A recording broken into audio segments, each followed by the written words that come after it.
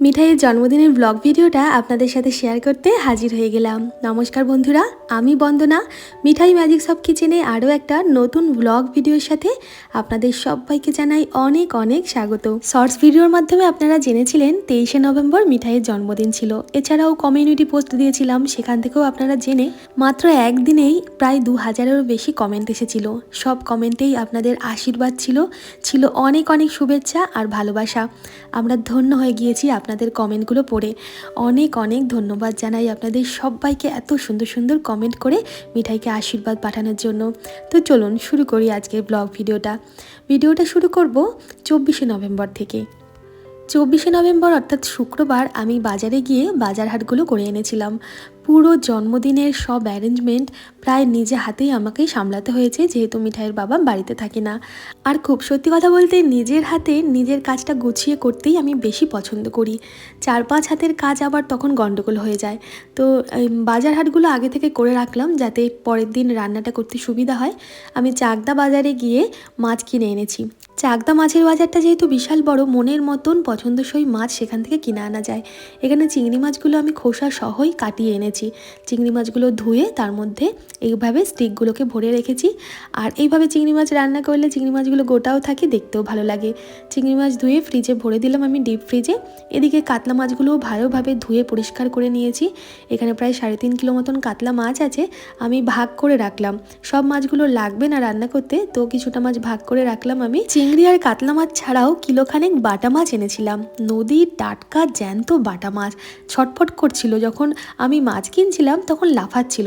তো দেখলাম মাছওয়ালা বলল ভালোভাবে আঁশ ছাড়িয়ে কেটে বেছে দেবে, তাই আর একটুখানি সময় অপেক্ষা করে ওখানে দাঁড়িয়েই মাছগুলো ভালোভাবে কাটিয়ে নিয়ে এলাম বাড়িতে। ভালোভাবে ধুয়ে নিলাম বাটা মাছগুলো, দিয়ে একটু লবণ মাখিয়ে বাটা মাছগুলো একটা কন্টেনারে ভরে মুখটা বন্ধ করে রাখবো। বাটা মাছ তো খুব নরম, একটু লবণ মাখিয়ে রাখলে তাহলে মাছগুলো বেশ কিছুদিন ভালো থাকে। যখন মাছওয়ালাদের কাছ থেকে আমি গোটা গোটা বড় বড় জ্যান্ত টাটকা মাছ কিনি, তাদের জিজ্ঞেস করে নিই মাছগুলো কদিন ভালো থাকবে। তো তাদের কাছ থেকেই শেখা, তারাই বলে যে প্রথমে মাছ কেটে আপনারা ডিপ ফ্রিজে রাখবেন। ডিপ ফ্রিজে 1-1.5 ঘন্টা রাখার পর যখন ওটা বরফ জমে যাবে, তারপর কিন্তু আপনারা নর্মাল ফ্রিজে ওটাকে রাখতেই পারেন। তো সেই কথা মতনই আমি চলি, কারণ আমাদের ঘরোয়া যে ছোটোখাটো ফ্রিজগুলো থাকে তাতে ডিপ ফ্রিজের জায়গাটা খুবই কম থাকে। অনেকটা মাছ আসলে তখন আমি একটু একটু করে ডিপ ফ্রিজে রেখে ভালোভাবে বরফ জমিয়ে নিই, তারপর সেটাকে নর্মালে রেখে দিই। তো চিংড়ি মাছটাও তাই করেছিলাম, প্রথমে ডিপ ফ্রিজে রেখে পরে নর্মালে রেখেছিলাম। পরের দিন সকাল অর্থাৎ 23শে নভেম্বর সকালবেলার ব্লগ এখানে আপনাদের সাথে শেয়ার করছি, যেদিন মিঠাইয়ের জন্মদিন ছিল। সকাল সকাল মেয়ে ঘুম থেকে উঠে মাকে প্রণামটা সেরে নিয়েছে। বলো আজকে আমার হ্যাপি বার্থডে। নমস্কার করে বল। নমস্কার, আজকে আমার হ্যাপি বার্থডে। চল বড়দাদা বল।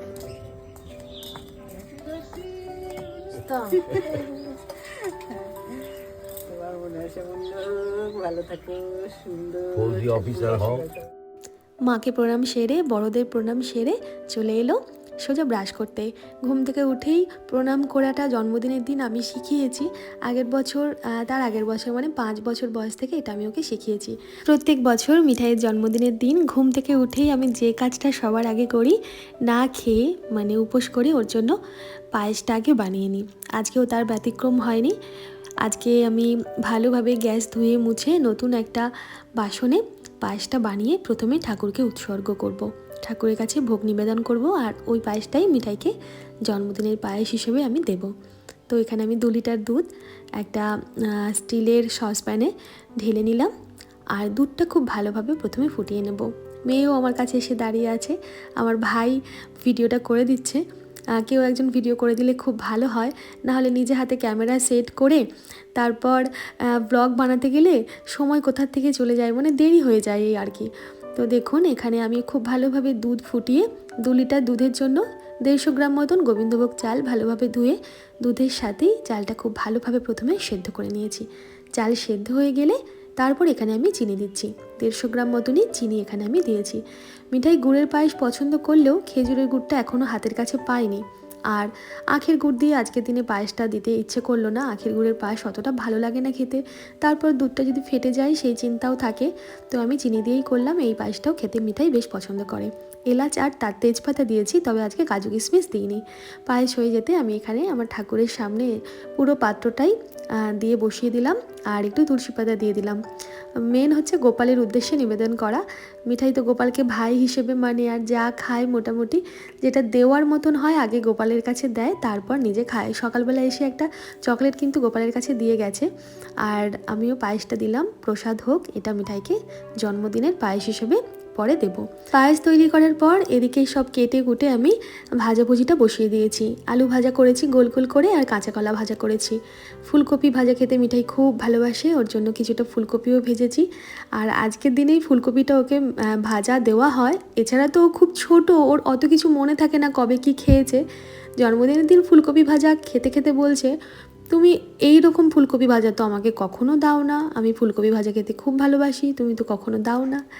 যাই হোক, এদিকে যে প্রায় দিনই এই শীতের রাতে রুটি দিয়ে ফুলকপি আলু ভাজা খায় সেটা কিন্তু ওর মাথাতেই নেই। এটা বক ফুলের বড়া ভাজি। একটু গোবিন্দভোগ চালই আমি ভিজিয়ে রেখেছিলাম, সেই ভেজানো চালটা একটু লঙ্কা, হলুদ, লবণ দিয়ে খুব ভালোভাবে জল দিয়ে বেটে নিয়েছি। একটু পাতলা করেই ব্যাটারটা তৈরি করে তার মধ্যে বক ফুলগুলো ভালোভাবে চুবিয়ে চুবিয়ে অল্প তেলেই আমি এপিট ওপিট একটু কুড়কুড়ে করে ভেজে নিচ্ছি। কুড়কুড়ে করে বেশ হয় চালের গুঁড়ো দিয়ে ভাজলে, আর বেসন দিয়ে ভাজলেও হয়, তবে চালের গুঁড়ো দিয়ে বকফুলের বড়া ভাজাটাই বেশ ভালো লাগে। ওদিকে 4 রকম ভাজা হয়ে গিয়েছে, আর একটা ভাজা হবে মাছ ভাজা। ওই যে কাতলা মাছগুলো আগের দিন ধুয়ে বেছে রাখলাম, সেই কাতলা মাছের থেকেই কয়েক পিস মাছ ভাজা করেছি এখানে, বেশ একটু লাল লাল করেই কম আঁচে করলাম, খুব বেশি কড়া করিনি, তাহলে আবার খাওয়া যায় না। মোটামুটি কম আঁচে একটু লাল লাল করে ভেজে নিলাম। আর যে তেলটা রইল কড়াইতে, সেই তেলে রান্না করব আমি পাবদা মাছটা। পাবদা মাছ এইভাবে আপনারা একবার রান্না করে দেখবেন। জানি অনেকেই জানেন, কিন্তু আমি যে পদ্ধতিতে রান্না করলাম খেয়ে কিন্তু বাড়ির লোকেরা সবাই খুব ভালো বলেছে, চেটে পুটে খেয়েছে। আর সবচেয়ে বড় কথা, অনেক সময় সর্ষে বাটা দিয়ে পাবদা মাছ রান্না করার ক্ষেত্রে অনেকেই বলেন যে সর্ষের ঝাঁঝটা থাকে না, বা অনেক সময় তিতো লাগে, তো এইভাবে আপনারা রান্না করবেন। মাছটা তো প্রথমে লবণ হলুদ মাখিয়ে একটু ভেজে নিলাম তেলে। এদিকে একটা পেস্ট তৈরি করেছি, এখানে সাদা কালো সর্ষে আছে 1 চামচ, আর 1 চামচ পোস্ত, লবণ, হলুদ, লঙ্কা, একটু জল, সব কিছু দিয়ে বেটে নিয়েছি। তারপর এখানে মাছগুলো আমি ভালোভাবে একটু লাল লাল করে ভেজে তুলে নিলাম। কড়াইতে যেই তেলটা থাকবে প্রথমে কালো জিরে ফোড়নে দেবো। কালো জিরেটা একটু ভাজা হয়ে গেলে দিয়ে দিলাম আমি কুচনো বেশ কিছুটা পেঁয়াজ। পেঁয়াজটাও তেলের সাথে খুব ভালো করে লাল লাল করে ভেজে নেব একটু লবণ দিয়ে। লবণ দেওয়ার ফলে পেঁয়াজটা মজে যাবে, তাড়াতাড়ি ভাজা হবে। পেঁয়াজ ভাজার পর টমেটো দিয়ে দিলাম একটা। টমেটোটাও বেশ নাড়াচাড়া করে তেলের সাথে ভেজে নিয়ে টমেটো গলে গেলে এখানে দিয়ে দেবো জল। লবণ হলুদ কিছু এখানে দিলাম না, কারণ আমি ওখানে সর্ষে পোস্তটা লবণ হলুদ লঙ্কা দিয়ে বেটে রেখেছিলাম। যতটা ঝোল রাখা হবে সেই পরিমাণে জল দিয়ে খুব ভালোভাবে ঝোলটা ফুটে গেলে, পেঁয়াজ টমেটো সুন্দরভাবে সেদ্ধ হয়ে গেলে দিয়ে দেবো মাছটা। মাছ দেওয়ার পর কিন্তু খুব বেশি ফোটানো যাবে না, তাহলে মাছগুলো আবার ভেঙে যাবে। তো সেই বুঝে প্রথমে ঝোলটা ভালোভাবে ফুটিয়ে ভাজা মাছগুলো দিয়ে এরপর আরও একটু ফুটিয়ে মাছগুলো সেদ্ধ করে নিতে হবে। মাছ সেদ্ধ হয়ে গেলে, ঝোল ঘন হয়ে গেলে তারপর এখানে আমি দেব সর্ষে পোস্ত বাটাটা।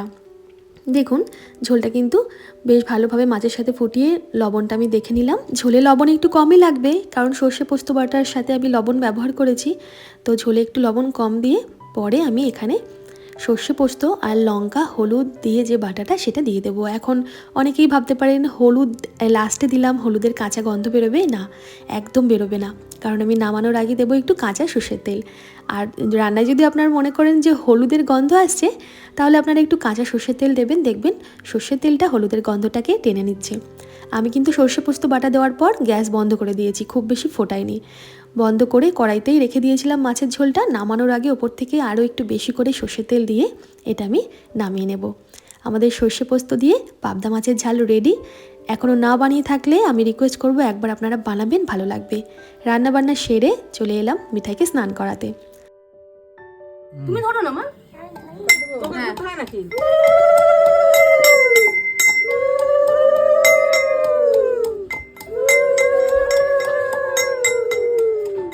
প্রত্যেক বছর মিঠাইকে একটু হলুদ মাখিয়ে স্নান করাই আমি, সেই ছোট্টটি থেকে। আর যখন হলুদ কোটা হয় তখন 3জন 5জন এও স্ত্রী মিলে আমরা হলুদটা কুটি।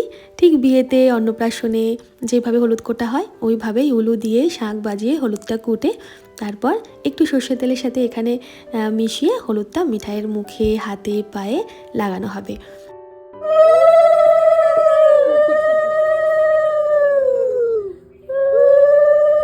প্রত্যেকবার তো খুব আনন্দ পায়, উপভোগ করে হলুদ মাখাটা।